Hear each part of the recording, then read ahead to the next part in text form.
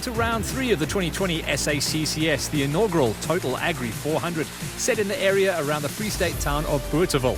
This race had it all. Fast and open sections, tight and twisty bits, intrigue, surprises, and of course, heroes. All the adrenaline and action of the race is brought to you by Toyota Gazoo Racing, Ford, Total Quartz, and Pirelli. The Free State town of Bothaville supplied the backdrop for the 2020 Total Agri 400, round 3 of this year's SACCS season. With the DSP and Race HQ set at the well-known Nampo Park, the Total Agri 400 took place right in the heart of a vibrant farming community.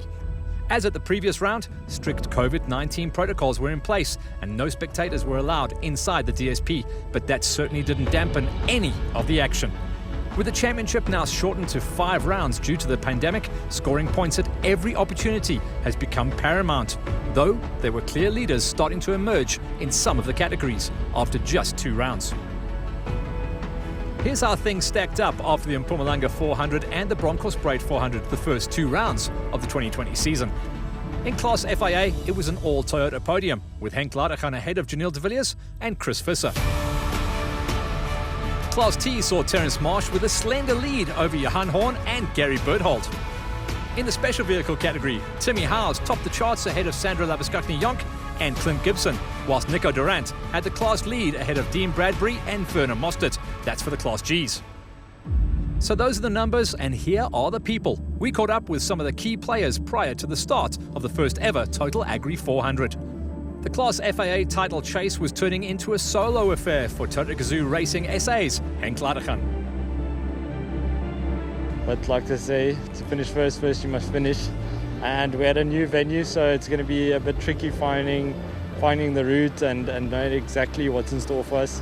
But teammate Janelle de Villiers has never been one to give up easily. Yeah, we didn't have the best 2 first rounds. I mean, we finished 2nd and 3rd. But yes, I mean, we need to start, winning some races, because you can't win a championship if you don't win races. De Villiers, however, would have to keep a wary eye on Chris Visser in the Total Exilium Toyota Hilux. Yeah, I must say we're going to try our best. We did a shakedown this week and the car's unbelievably good, and we're going to go flat out today and try to get number 1 position.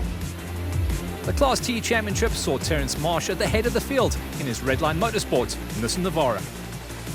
Last event was a tough event, and we tried to just stay in the car, and I think that kind of worked out. The strategy ended up being a good strategy, and I don't think we're going to change anything more than that. He would have former class champion Johan Horn to contend with here in Bothaville, and the Malalan Toyota Hilux driver was cautiously optimistic about the upcoming race. So yeah, this last two events we've got to make the move and try to push. Third in class belonged to Gary Berthold in the Total Exilium Toyota Hilux, who was excited about the chance of scoring valuable points in the Free State. Oh, absolutely, we've got to get this Total Exilium Hilux flat out, because I think we're going to have a lot of competition out there today. In the special vehicle category, Tim Howes and Gary Campbell were the men at the top of the table. Yeah, we've just, Gary's prepped the car fantastically, and we're going to be being consistent. I think that's part of it. So. Whilst Nico Durant was the man with the target on his back in the Class Gs. But I'm just going to go for it. See how we end up. And finally, Class A stalwart Sandra Labuschagne-Jonk had added incentive to do well here in Bothaville, as she shared a sponsor with the event. Definitely not added pressure, but actually added excitement and some added motivation from my side. The Total Agri 400 was clearly stacking up to be a crackerjack of a race, and even though the lack of spectators placed a slight dampener on proceedings, especially in the DSP, the action promised to be at least as hot as the weather. As a matter of fact, the guys from Total Agri were ecstatic with the race, as explained to us by Regional Manager Willie Kutzer. The only thing I can say to management, thanks very much for Total Agri, in Bothaville, in my grew-up town, at Nampo. What better can you ask for? For us, it's a very honorable and out of our hearts, we want to say thank you for everybody that's involved in that. And watch at this branding, look at this branding. You're going to see it next year again and the coming years to come.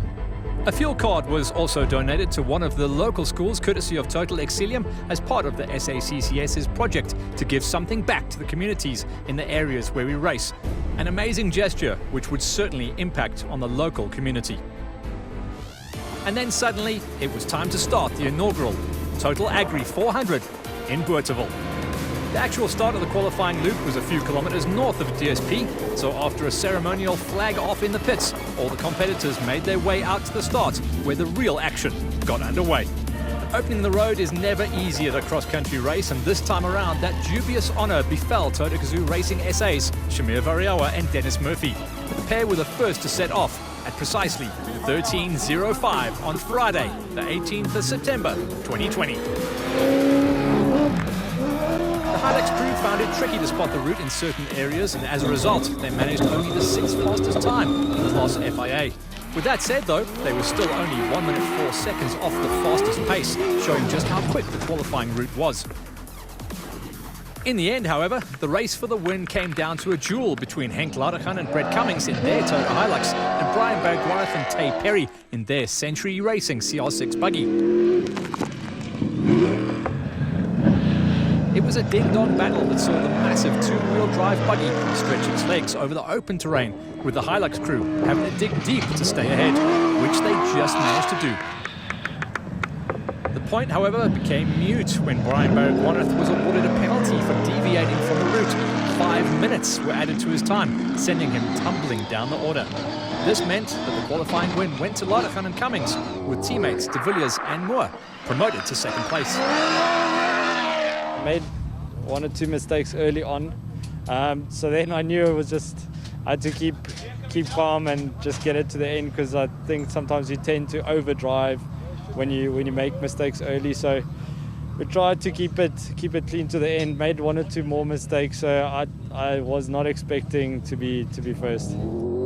But De Villiers was tied for time with Chris Visser in the Total Exilium Toyota Hilux. The burly farmer posted the exact same time as De Villiers, 23 minutes 57 seconds to be precise. Both of them only 43 seconds slower than Ladeghan.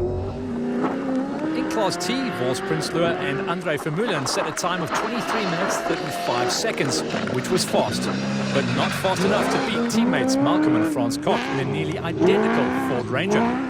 The Cox went 16 seconds quicker than Prinsloo and Vermeulen, taking second place in the class as a result.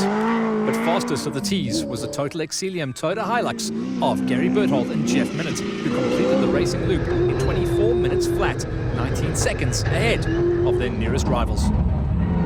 Anything at 12,000 RPM the whole way. We had the hammer down and certainly did the job, I think. Clint Gibson and Alaric Smith are no strangers to winning, but this time around the Class A crew posted only the 3rd fastest qualifying time in their striker. Their time of 25 minutes 51 seconds was only 22 seconds off the pace set by Sandra and Jaco Jonk in their Porter. The Total Agri crew putting on an exciting display in honour of their sponsors. But they needed another 10 seconds to beat Tim Howes and Gary Campbell in their Zarko Magnum. The KZN crew flew through the qualifier, taking pole just 9 seconds ahead of the Yonks. Yeah, it was very, very fast. I kept looking for 6th gear, which we don't have. And in Class G, the battle was a fierce one as ever. This time around, it was Simon Murray and Akim Bergman who went 3rd fastest, posting a respectable time of 27 minutes and 19 seconds. They had the Class G stalwarts, Werner and Leon Mostert, just 4 seconds ahead of them. But the Class Act in Bothaville was Dean Bradbury and Timmy Curtis, who broke the 26-minute barrier by a single second, taking pole in Class G as a result. We mentioned earlier that Bergwarth had received a penalty for a small deviation from the route. The penalty amounted to 5 minutes. But BB and Perry weren't the only crew to draw the wrath of the clerk of the course. Clint Weston, Ernst Roberts, Terence Marsh, Johan Horn and Hanno Bierman all befell the same fate, dropping them way down the order and setting us up for an exciting charge, for most of them coming through the back. Once the dust had settled and the penalties had all been applied, this is how the numbers stacked up. Class FIA saw Ladeghan and Cummings take the win, with De Villiers and Moore promoted to second after Bergwarth's demise. Visser and Stassen were in third. The first of the tees home was that of Berthold and Minute, putting a fair bit of daylight, relatively speaking, between themselves and the Cox in second place. Prinsloo and Vermeulen pegged the final podium spot. Howes and Campbell were quickest of the specials, but the Yonks were just 9 seconds slower over the qualifying loop. Gibson and Smith were in third. And finally, the honours in Class G went to Bradbury and Burtis, with the Mosterts in second and Murray and Bergman, their highest qualifying, in third. And that was all she wrote, for day one at least. So join us again after the break for all the details of the main race at the inaugural running of the Total Agri 400 in Boerteville.